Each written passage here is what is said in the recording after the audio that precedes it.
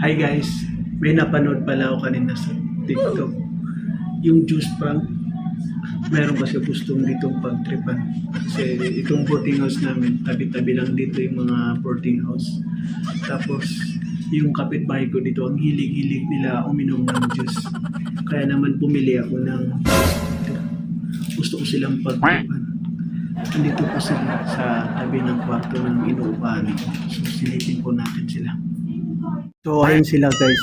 Yan po yung papagtripan natin. So, ayun po sila. Yan po yung papainumin natin ng juice. Kaya tingnan natin kung ano magiging reaction nila pag pinainom po sa nila yung juice. So, wait lang po guys. Magtitimpla na tayo ng juice. So, ayun guys. Magtitimpla na po tayo ng juice. Siyempre, tatabangan po natin yung ating juice.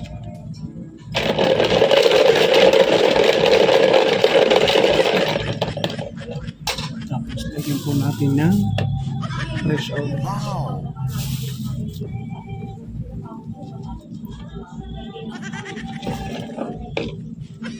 Tapos, lalagay natin dito sa ating juice.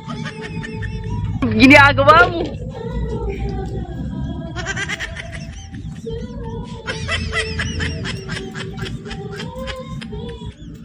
So ngayon guys, okay na po lahat. Itatago po muna natin itong ating powder juice.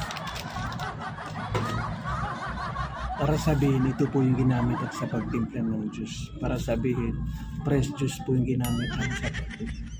So ngayon pupuntahan na po natin sila para painumin po natin sila ng juice. So samahan niyo po, let's go.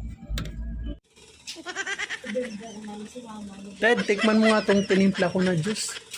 May tinimpla ako na juice sa inyo.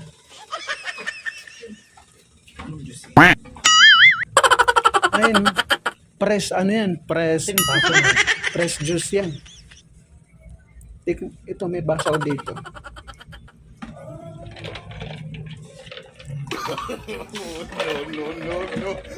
Oh, kumusta ang lasa? Matabang?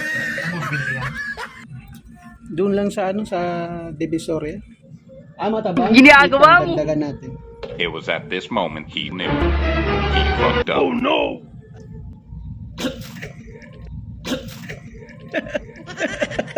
Ano ba yan?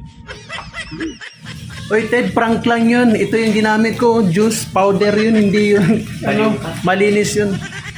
Kala ko naman, totoo na yan. Prank lang yun.